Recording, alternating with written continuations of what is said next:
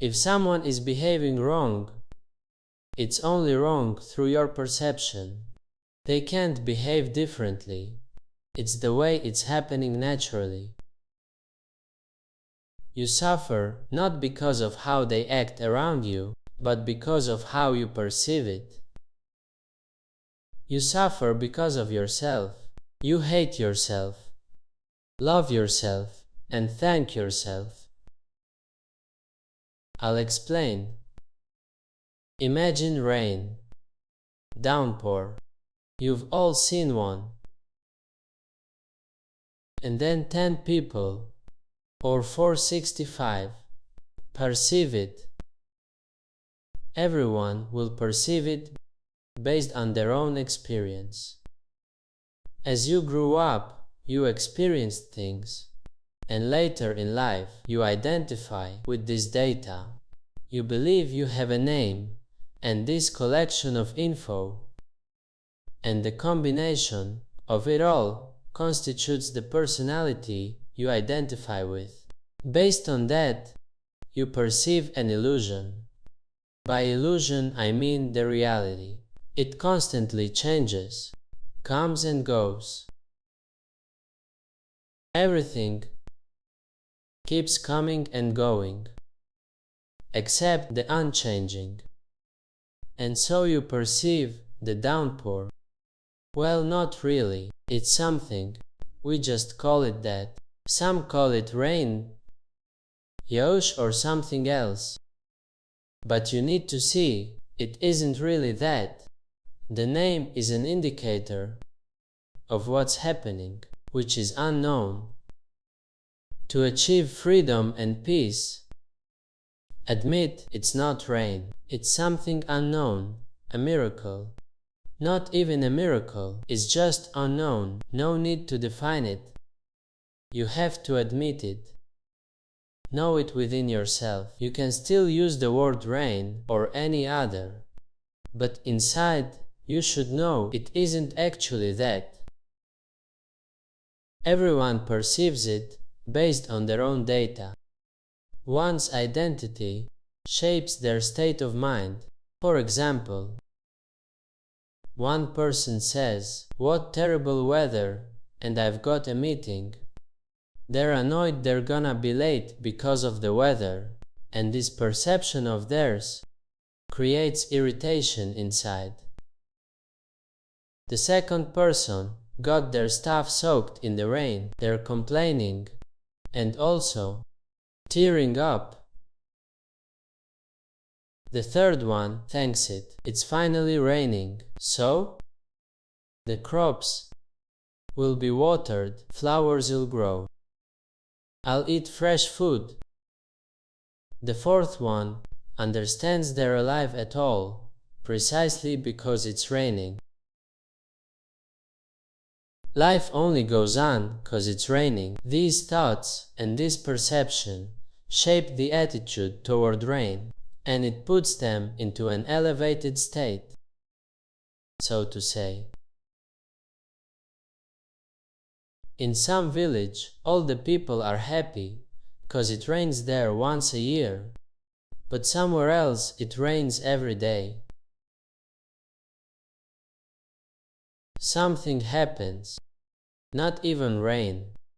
Each person hates their own perception, not what's actually happening. Whatever is happening out there, it just happens, out of my control. So I suffer not because of that. I'm suffering because of myself. That's why I suffer. Just because I decided something should be different. People mainly suffer because of expectations. They decided. All those perceiving the rain see one thing, but feel different based on their experience. And they all hate themselves and celebrate also themselves. Same with love. They feel bliss from themselves, from their perception and all that, not from reality, only from their own perception of it. Start noticing that. When something happens, you have that moment. Whatever happens then happens. You're right where you are. But in one of those moments, you met someone. But you always meet people anyway. You met someone, you both gave each other some attention, and turned that into some kind of a relationship that's supposed to last forever, or something like that. That's got loads of rules, and so on. But that's a deal. It's not love, you know? Love, unconditional love, is accepting things just as they are, in any form. The essence of love is that you don't have any expectations. It comes, whatever it may be. You witness it as it is.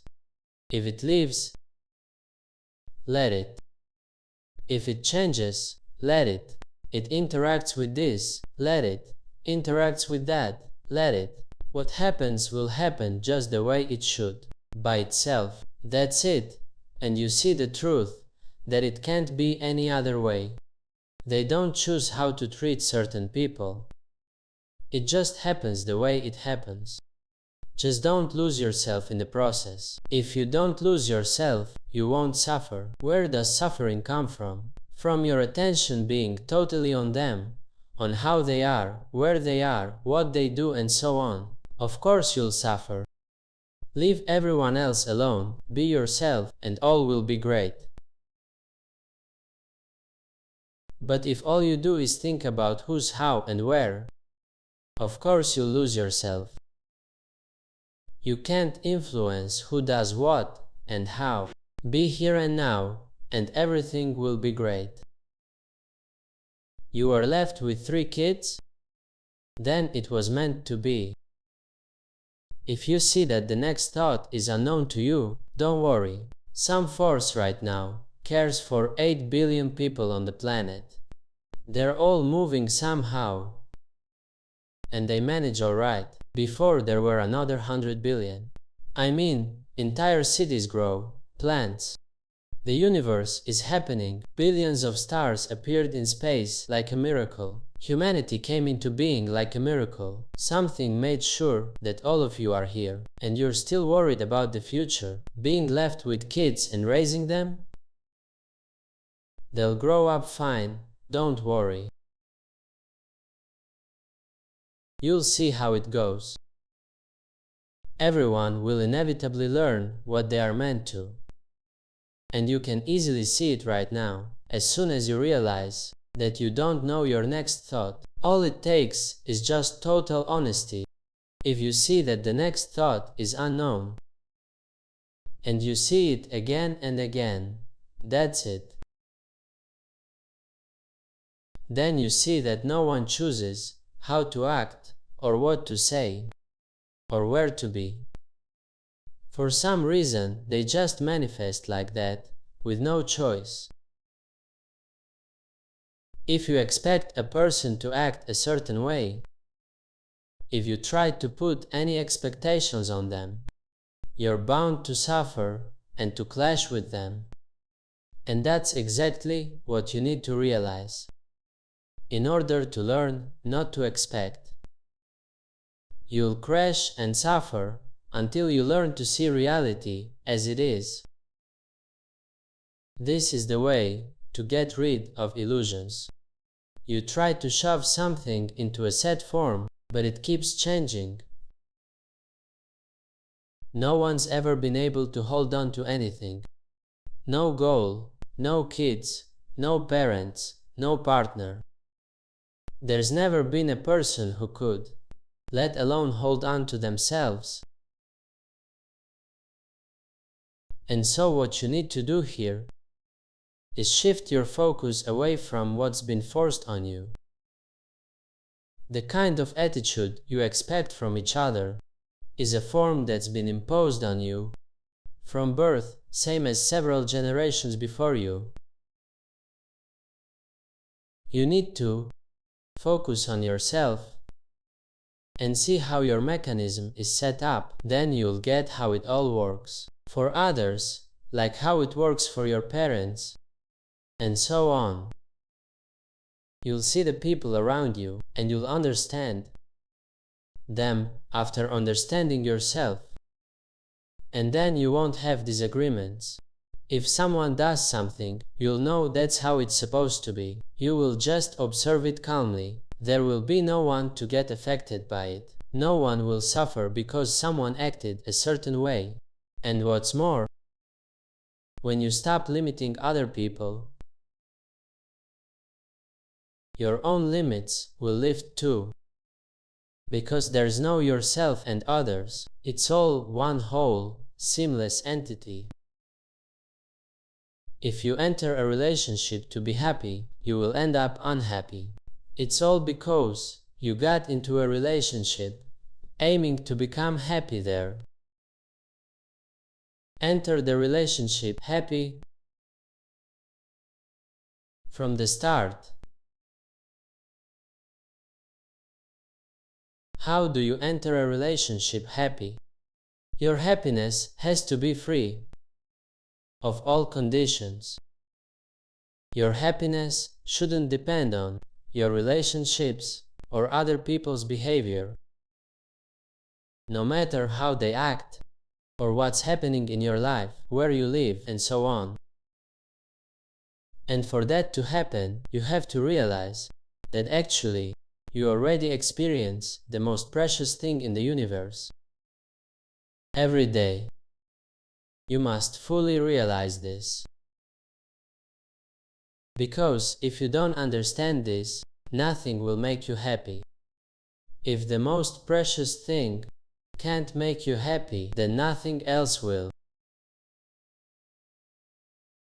So, think about it. $1 billion or waking up tomorrow. A relationship or waking up. Anything at all or waking up. What would you choose? You'd choose waking up. Because you exist. And that's why everything happens. It's the most valuable thing you've got. It's more than enough to feel happy. It's all you need to feel happy. And actually, it's the only thing you need to be happy.